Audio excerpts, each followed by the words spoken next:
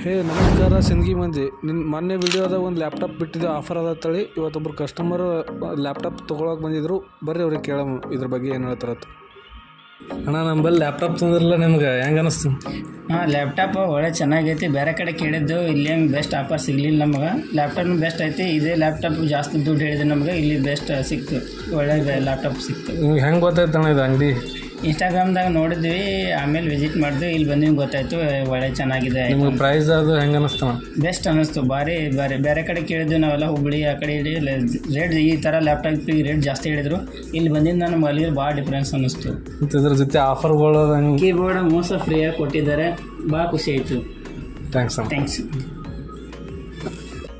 ನಿಮಗೂ ಇದೇ ರೀತಿ ಏನರೇ ಲ್ಯಾಪ್ಟಾಪ್ ಅದು ಬೇಕಾಗಿತ್ತಪ್ಪ ಅಂತಂದ್ರೆ ನಮ್ಮ ಅಂಗಡಿ ಬರ್ರಿ.